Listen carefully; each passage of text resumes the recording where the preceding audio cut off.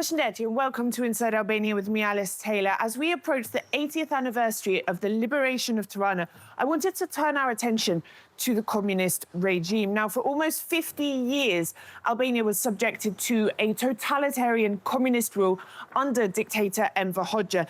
Now, during this time, society was completely divided into those loyal to the party and those who were persecuted. The country's secret police, the Sigurimi, had at least 15,000 agents and informers across the country. These pitted man and wife against each other, family, friends, colleagues. They were all spying on each other. Not only that, thousands and thousands of people on political grounds were imprisoned, persecuted, interned and sent to far-flung regions of the country. People were murdered, they were tortured, they were beaten. Thousands of people today are still missing. And in terms of justice, some say, what justice? Has there really been justice for those that suffered? Today, I have decided to bring someone who survived the communist regime and two experts with a deep interest in getting justice for the past. Haide Memoa. So, according to the Institute for Study of Crimes and Consequences of Communism, during the regime, 34,153 Albanians were imprisoned and sentenced for political reasons. 59,009 Albanians were interned in, I'm going to use the word, concentration camps, and 7,000 lost their lives while there. 984 died in prisons, and 308 lost their mental capabilities, so had severe mental health issues caused by their stay. However, the real number is likely to be considerably higher for all of these. At least 5,501 were executed following court proceedings and sentencing. However, thousands more were shot without trial between the years 1944 and 1955, and I would say afterwards, and their names are not included in any archives. As for missing people, the exact number remains unclear, but most estimates hover around the 6,000 mark of people who were killed or died at the hands of the state between 1944 and 1991 and whose bodies were never found. This number is likely to be even higher as many family members fled after 91. They never reported what happened, who was missing, or the person who is missing does not have remaining family members. Now, I asked the head of that institute that provided these statistics, Cello Hoxha, about the real number of missing people, if he could be exact, and he told me it's an EU fund generating topic and there are not many missing persons. So this is a direct contradiction to figures cited by international experts from the International Commission for Missing Persons, from the United Nations, from Human Rights Watch. These are organisations which don't get EU funding, by the way, Cello. Also, this here is a list of all of those still missing as of 2022. There is nearly 6,000 names here. The video you're seeing here takes around 12 minutes to scroll all of these names. Now, this makes me very angry. My first guest today is Ethem Fezolari, someone who survived the communist regime and has an amazing but very sad story to tell. Ethem, welcome to Inside Albania. Thank you for joining me today. We've met before in Qaf Barit, and we did an interview in Albanian together, but I wanted to bring you here today to talk in English and to tell me more about your amazing story. So welcome, first of all. Thank you very much for inviting me in this television, and my pleasure. Now, you have a very, very amazing story. You have a sad story as well within your family, but can we start? Your family fled Albania's communist regime in 1975 by sailing across Lake Shkodra in a homemade boat. Can you explain a bit more about this story? I mean, okay, let's start with what made your family decide to risk their lives by building a boat to leave Albania at that time? Before we come to that, our family joined the army to liberate Albania, my father. But after the war, he was very disappointed about the government because they tried to dictate the country and plus tried to put so many people in jail. Mm-hmm. Sometimes they shot the people in sent to the camps, and one of them was my father. Soon as he fell in jail, we feel the persecution. Then after that, he found the good chance to escape from the country. He left Albania to Yugoslavia. The next day, we were 4 kids, my grandmother and my mother. And they sent us to a camp, concentration camp, where the Germans used to stay in that camp. And I remember I was only 4 years old. And there I remember 4, 5, 6, until 10 people a day passed away. Because Where was the camp? the camp was Fushkuria. It's an area. It's not far away from Tirana.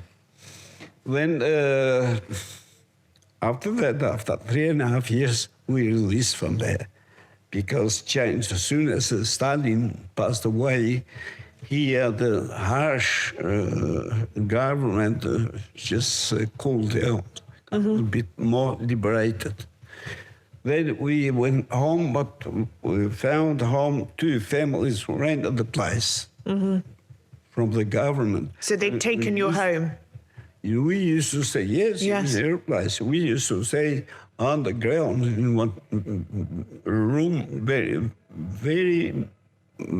6 people in one room? Very bad, 6 people. Anyway, when we grew up, very poor, of course. Only mom work in a farm, get only a few dollars a day, just feed only a piece of bread, nothing else. When my brother went on the age 18, he fell in jail because he spoke against the government. Then he fell 13 years in jail. And In Chafbari? most of the time, Spach and Chafbari. The most terrible prison in Albania. When he finished the terms of the jail, 1975, the only choice to escape, to survive that harsh life, we decided to escape. Then what we done, we built a boat. And the boat was not from timber, not from steel. Was only a piece of line, plastic. Just cover up the boat with the plastic, not to let the water get in. For 8 years, we went to Yugoslavia. After that, their father, 1 week later, he came from Australia. He was an Australian citizen all the time. And in about 6 weeks, we left Yugoslavia to Australia and lived from that time nearly 50 years. Your father escaped Albania, and at that time, the communist government would punish the rest of the family for that. So he escaped, but you were punished. That's why you went to prison. Now, if you were caught trying to escape Albania, they probably would have imprisoned you or shot you. So am I right that your family decided, okay, we're going to put explosives in this boat because it's better we do this ourselves than face the humiliation of being executed by the state? Was that the thinking behind that decision? When our father escaped, we were too young to think about escaping from the harsh regime. But time passed, years passing, we grow up, as I said. But unfortunately, my brother fell in jail when he was 18. When he served 13 years in jail, come out 1974, 6 months before we escaped, end of 74. Then we decide, die, everyone, or escape and win the liberation life. But when you got to Montenegro, at the time Yugoslavia, you weren't welcomed as such. No. What happened? Look, because we breached the law, Yugoslavian law, and 3 brothers fell in jail, but they punished us only 3 weeks terms. And I imagine it was better than Spach. By the time, our father came from Australia, and he, of course, he paid something to the office. What was it like? I mean, your father left without the rest of his family. What was it like to meet him again after all those years of being and everything you guys went to prison. He just left and you went to prison. Right. What was it like to come face to face with him after that? I think I'd have questions for him, you know? Look, we saw our father after 26 years. Wow. I couldn't remember him when I was only 4 years. Only a few small things. Yes. But my grandma used to say, "Hey, your daddy is tall man, is nice looking, blue eyes, and nice hair." And when we saw in jail of Ohrid, we recognize he's our father because his eyes are blue. The hair is the same as our mother say, tall is tall.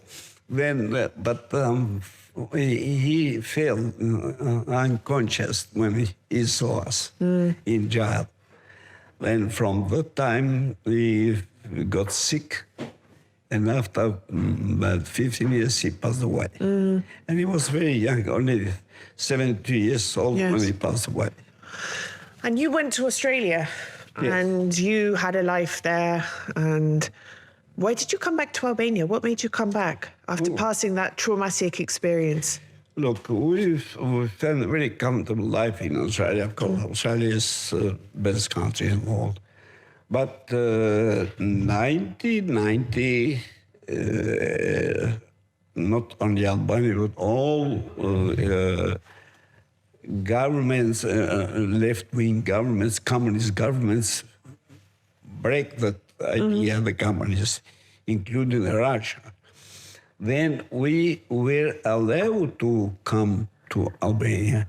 Then the first time I've seen, after 17 years, I've seen Albania 1992, May 92. But compared with Australia, still here was very poor. The roads very bad, the houses very bad, the people very, very bad dressed. And unfortunately, I got nervous when I saw that people, not people, human beings, but living like animals. It was not the socialist utopia that Enver Hoxha had professed. Worse than we left. Worst stuff. Before we come back to the situation of communism, what did your brother tell you about his time at Spach and at Tafbari? Look, he always tell about his life in prison. Unfortunately, a lot of people lost their lives in Spach and Tafbari. But unfortunately, no one of the people who passed away found the bodies. Because once they passed away, they just put somewhere in the low ground where the water comes and just take away the bones. And we are investigating there to find something about these people, but unfortunately, it's very hard, very hard to find. This is a list of people who are still missing after communism. There's nearly 6,000 names here that are scrolling behind us. And it seems that there is no progress towards finding them. But did your brother talk about things like, was he tortured? Did he witness the mistreatment of prisoners and things? Did he talk much about that experience? unfortunately, the Democrat government used to take power in 1992. They were not interested to find the bodies of missing people because on that time everything was fresh. The judges were alive, the spies were alive, Yes. the informers, the documents were very fresh, right? But they just left abandoned. Not abandon only the dead people, the prison people, but we are 35% of Albanian people persecuted in Albania. Yeah, it's a huge amount. I have the information, I have the documents in my office. Then these people try to create a political party.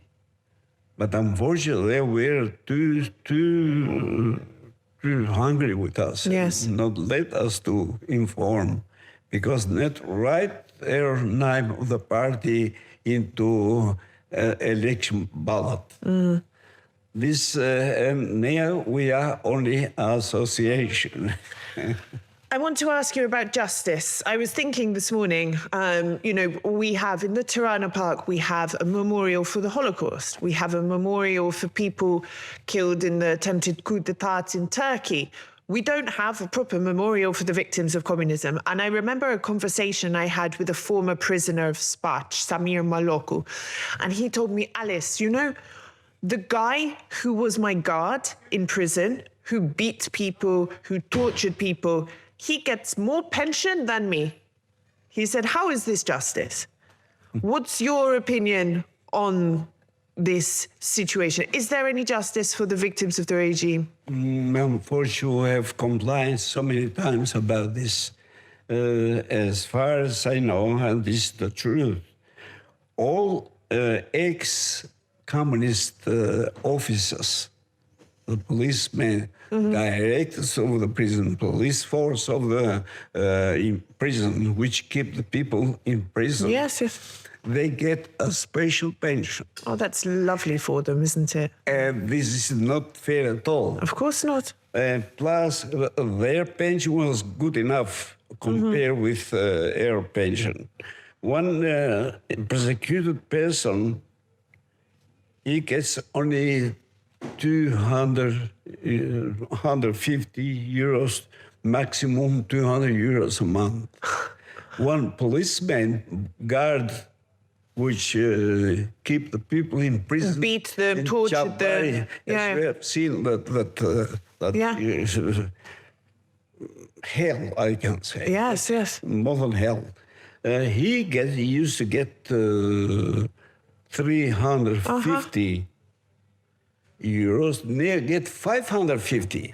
So this persecution, this persecution. So during communism, people were persecuted or they were elite, the communist elite, and even in democracy, even now, there's still that division. The persecuted get less than the former communist elite. Look, the people who command this country, still the communists are on par. This is the biggest problem. They talk different, but they do different. And do you know what I think? And we talked about this off air as well. When I talk to people who want to leave Albania, like young people, they often, I find, come from families that were persecuted during the regime. And I think a lot of this situation of mass migration of youth is not just because of the economy or a lack of opportunities. It's because they inherit this anger, this deep disappointment, this resentment, this disconnect from their country, from their parents, from their grandparents. And I think this is what makes a lot of people want to leave, because the former persecuted are still, in many ways, underdogs in many areas of society. They have had lower paid jobs. They haven't had land returned to them or whatever. Has this been your experience as well? Look, 1990, when dictatorship gone, but gone as idea, not the people. The people, the wealth of this country were in their hands. Of course. Do you understand me? Yes. Then what they done, they split to everybody who was a member of the Communist Party, and left us poor and over poor. Now they send the children overseas and for school. England, Germany, everywhere, America. And these people, these young people finish the schools there. They come and command not only the government, but even the business and the wealth of Albania. Our kids were not able to go overseas because there is no money, very They poor. couldn't afford, yeah. And this is the difference which Albania fights. These people fight. And what's happened, the only solution our kids find to go overseas and work overseas somewhere. And to make get money for the family. A few more dollars than here. This is the problem. Do you see any justice ever happening, any sort of closure to the situation? Because, I mean, in my view, it's been 32 years, 33 years. I don't think people want to forget about it now, unfortunately. I think, as far as I know, the destination of these people is going to be the same. No justice. No. And we won't find these people either. If you see that, you have to feel sorry. Yeah, it's terrible. But that's a fact. All these people passed away, get killed, get shot, get lost, disappear. The bodies is a crime, more than crime. But unfortunately, no one is interested to find out and to bring justice in this country until now. Nashi, you are online. Now, you live in the UK. You left Albania many, many years ago now, but you left it physically. You research a lot. You are a fountain of knowledge on what happened during communism. You're writing a book on Muzine Kokolari, and you are very passionate about what happened during communism and making sure the correct information is communicated. So welcome to Inside Albania. First of all. Thank you. Thanks for the invite. But I have met Mr. Pesolari Hello. a few years ago. Hello. Yeah. His story is extraordinary, and there are probably hundreds of stories similar or sort of similar, which describes what happened under communism and how people were desperate to leave the Albania, which under Hoxha didn't become a paradise of a garden of paradise, but became a garden of internment camps and prisons and gulags and deportations, places which people were just never safe and felt intimidated and threatened, wherever they were, even they were doing work in the field. But in my case, it's slightly different. I didn't leave Albania during the communism. I was a young girl, but I've gone through a lot. But nothing unlike a story that the gentleman just told and shared with us. But I would like to go back, if I may, what happened 80 years ago in Tirana, if that's okay. Yes. So something that the generation of the gentlemen there and my generation and 40 years old today was a lot of truth denied or not told for political reasons or for their political gain of the communists. Some facts or of the material I have researched has been from War Imperial Museum in London and Albanian researchers and tons of academic books that are published what happened in Tirana between 20th of October to 17th of November. So I'd like to start with Mehmet Shehu on 25th of October, spread, released or distributed some leaflets and called on Radio Bar all the intellectuals to surrender, all the intellectuals who have no blood in their hands to surrender to the partisans, which many people and hundreds of them believed it, and they surrounded the partisans. By the end of October again, the partisans didn't allow the British officers that were assigned to the partisans to enter Tirana without permission. But one of them, Philip Oliver, entered Tirana secretly, and he makes a report. And in his report says that partisans are claiming there are 3,000 strong Germans in Tirana, but actually are no more than 300. Very interesting fact that, we should imagine Tirana a life that continued. People did shopping, a lot of people at that time, fearing the bombardments. They were taking refugees or moving outside Tirana. Partisans moved secretly just before 31st of October on northeast of Tirana after Skanderbeg Square. So the civilian populations were expecting them as liberators. They were looking forward to see the day of their city and their country without occupiers.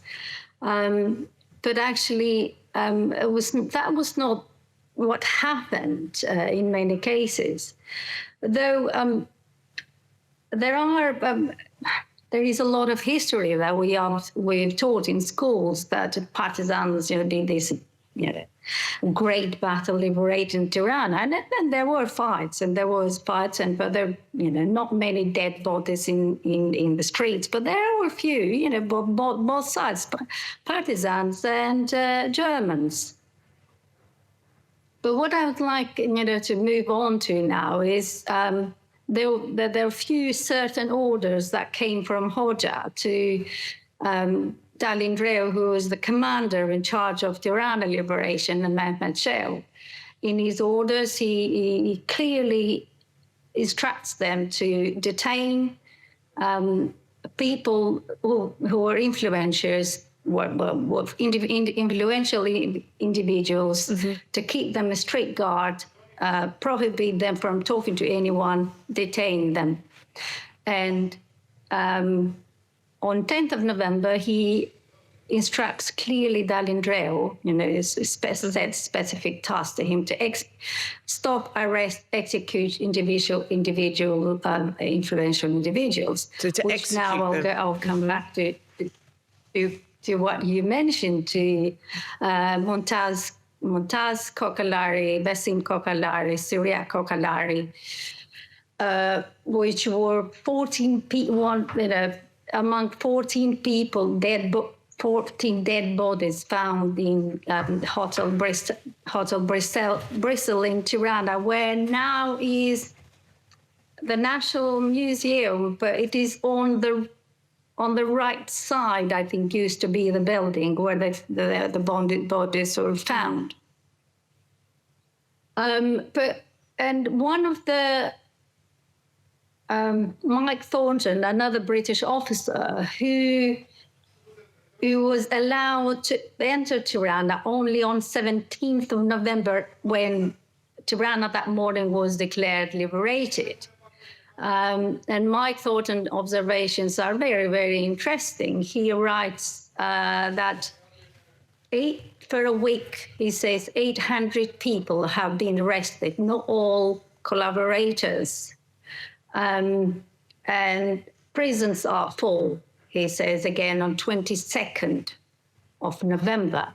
And it's very interesting. He makes a comment that it's just stuck with me forever. He says, Tirana today, after a week of liberation, looks like a week looks like in any other capital that Nazis occupied after a week of Nazi occupation. So that's very interesting to me. It's like they may have liberated it from the possibly only 300 or so Nazis, but it was definitely not free from the partisans, from the communists.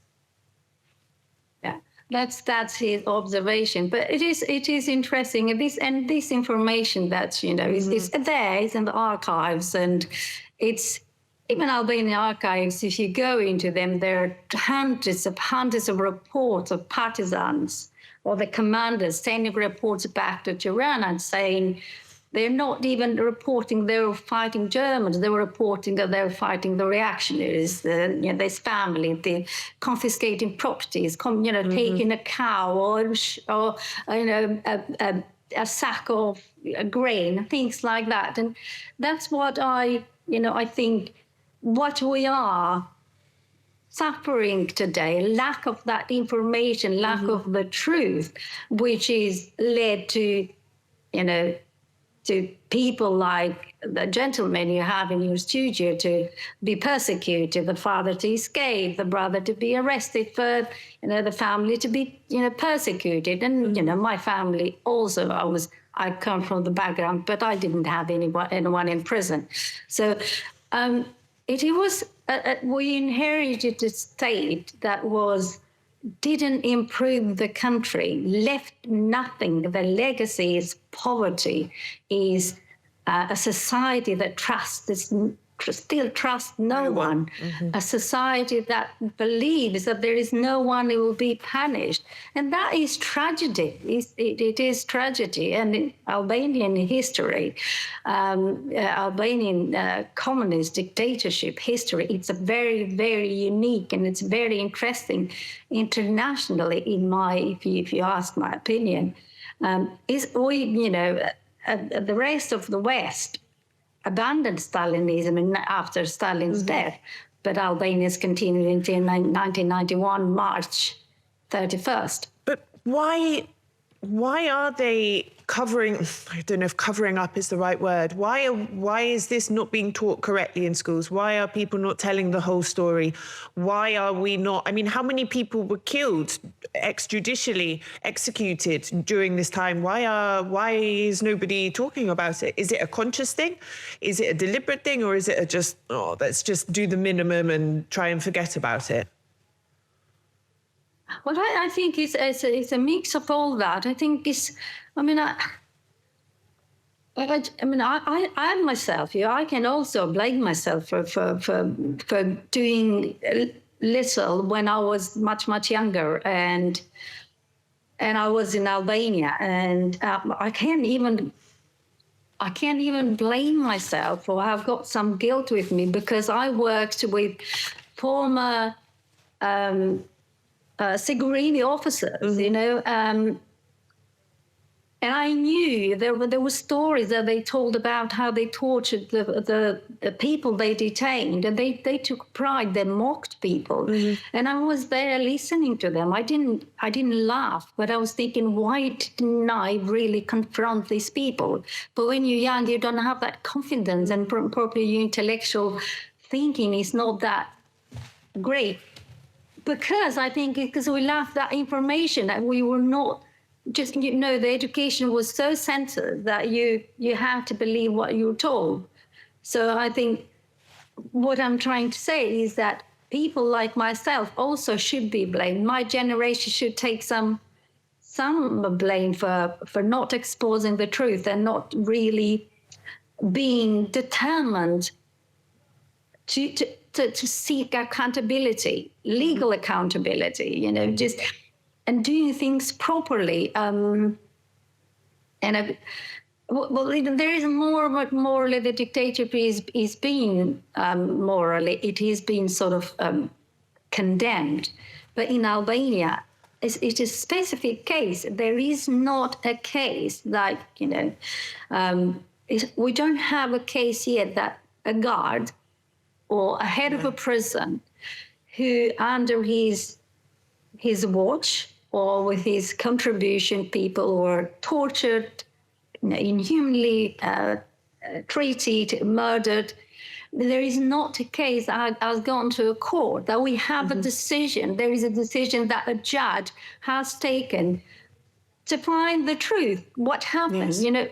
There is not a sort of not true retribution. I'm not looking for a retribution. What I am looking is for a legal responsibility, accountability that this country or a victim should just say, well, at least, it's not revenge, but at least something. There is a knowledge of the crimes they committed to innocent people. I was reading a book last night, Mud Sweeter Than Honey, and Margot Roma, yes. a Polish author. And there were two cases I read a bit before I went to bed last night, and there was one, a father, a guy from the north of Albania, the Sigurimi wanted some information from him. So they took him to a room and they interrogated him and they tortured him. And he wouldn't give up the information, or he wouldn't say what they wanted him to say. So they went and got his 20-year-old daughter. They took her to the next room, stripped her to her underwear, and beat her to the point she was almost unconscious. And then they brought her into the room where her father was, in front of him, and beat her in front of him. And then they told him, we are going to gang rape her in front of you unless you tell us the information that we want, which, was a forced confession, basically. And I was then reading about what they did to Maria Tucci, when they put her in a bag, a sack, and put in feral cats in the sack and beat the cats. So they scratched her till she was unrecognizable, and she died of pneumonia because they just gave her penicillin in the hospital in Shkodra in the end, but obviously exacerbated by the injuries that were caused by her. And I mean, these are just so brutal. I mean, this is beyond, just shooting someone, which is also not okay. This is beyond just executing someone with a gun. This is calculated. And then I hear people, and I live in a part of Tirana where the people who live there, I live in a communist era building, they were all sort of prosecutors or judiciary or senior police during the regime. And if you go to the local coffee shops around there and you talk about Enver Hoxha, all of them will say, but we had schools, we had railways, we had industry, there was no crime, there was, we had production, this wouldn't have happened. They have this rosy view of it. And I don't know where to start with these people, but that's just my 2 cents on it. There are people today who still glorify it, and even young people. It's not just older people that are saying, oh, yes, but, look at the schools he built, look at the buildings he built. It's younger generation as well. What did he build? What did he build? Which is the only thing we could say to them is concrete. That's all they built, is a concrete building. Houses that were no water running down, no sewage in most of the cases. I mean, I can tell you, I can have, hours of conversation about what sort of buildings were built. But, there were things that were done. We can't say that during 45 years, nothing good was done, because some things were done, But to be honest, in 1991, left Albania was what did we find? Like the gentleman said, I came from Australia and I looked, these people are poor and unfed, and you walked in the streets of in a village, but because I'm not talking about Tirana, but I'm talking the village where I grew up. I left the village when I was 21, and we looked like victims of a war. I mean, there was no food. If I show you a picture of my mother when she was only 45, you'd be just saying, how much food this woman ate? I mean, it's just, so what are you proud of? And you ignore the fact of hundreds of thousands of people interned, deported, unfairly, murdered, executed, young men. For what for? What for? Because they had sort of different idea, or sort of different idea, and that was different idea was a thought police. The police believed you had a different idea. But go back to what those people you meet in Tirana, because I have left Tirana and you're still there. Nashi, that's it for now. I'm sorry we have to cut the talk short, but thank you both for your time and your insights and your expertise on this. Thank you. You're very welcome. Thank you so much. Thank you. Okay, bye. Thank you. My last guest for today is Matthew Holliday. Now, he heads the European Division of the International Commission for Missing Persons. He has extensive knowledge on the situation of missing persons in Albania and what needs to be done to get justice for them. Matthew, you authored a report a few years ago. We discussed it at the time. What has changed since then? Because back then there was very little progress in finding any of these people. In fact, people were being blocked in the courts. Has there been any progress since then? There has been some small progress in recent years since we issued the report. Over the last 12 months, we've been working through a program of work for the coming 2 years that we would like to see kind of leverage, let's say, greater action by the government and by the state of Albania to address the issue of persons missing from the communist era. Now, I've heard people deny that this number is exact and that there are not that many missing people. Why would people deny this? Why would they not believe it? Because I assume in your report you have facts to back this up. Like you have facts and data and information for the number of people that are missing. There are locations that highly likely contain human remains of victims of the communist period.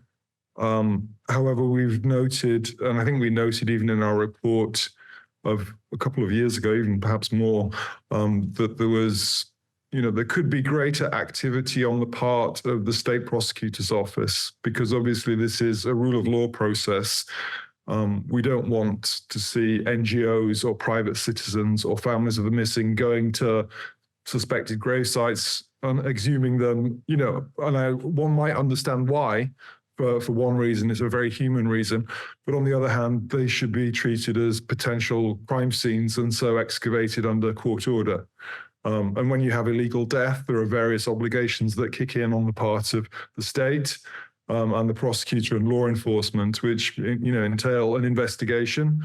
And to be effective, an investigation may require exhumation of graves to determine cause and manner of death to the victim.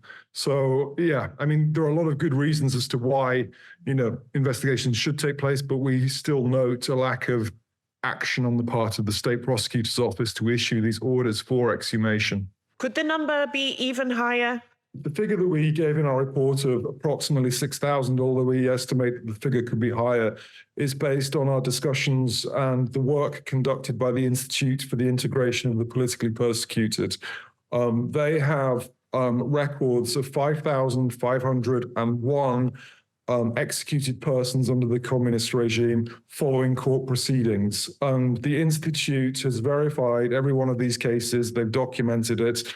And in addition, there are also applications from the families of that same number of victims that have applied for reparations under the reparations scheme in Albania.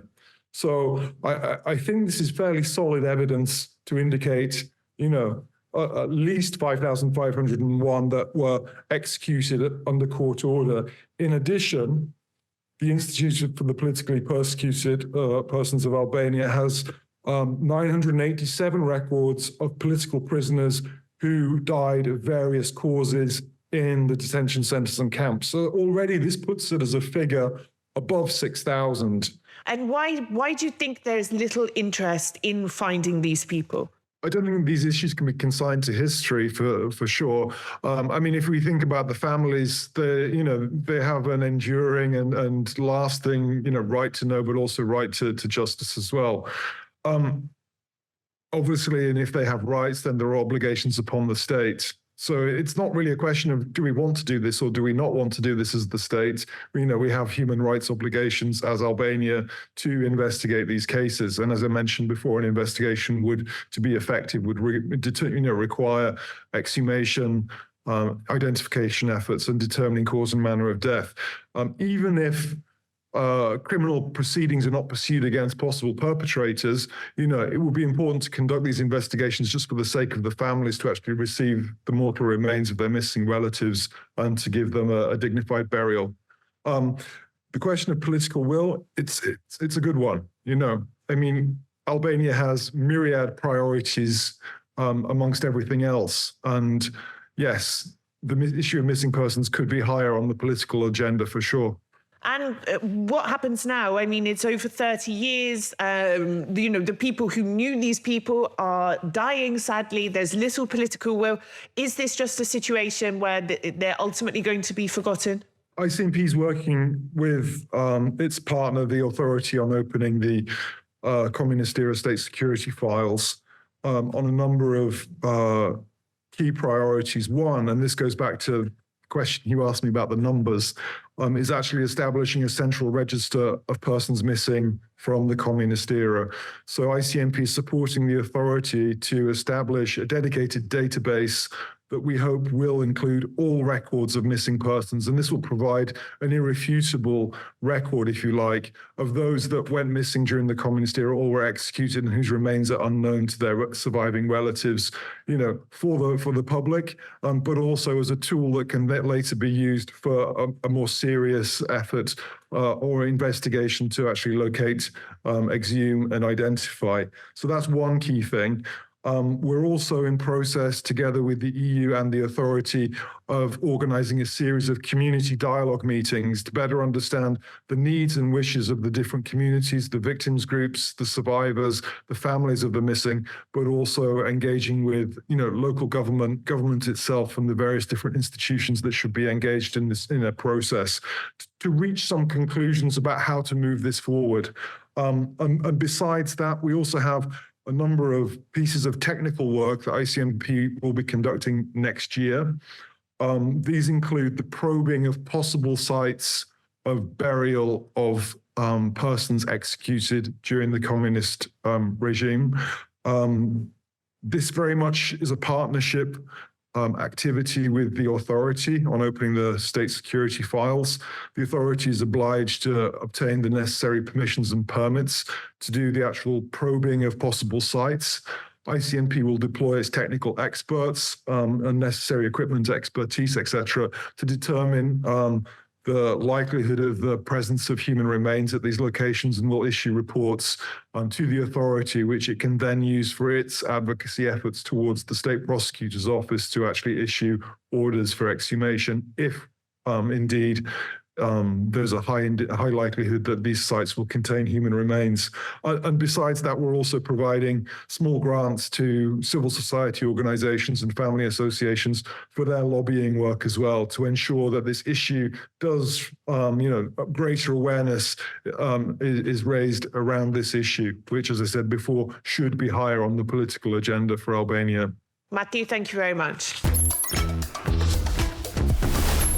That's it for Inside Albania this week. You can join us every Saturday on Euronews Albania. You can watch us on demand on our YouTube channel, Euronews Albania, and across all major podcasting platforms. Until next time, Mira Pafshin.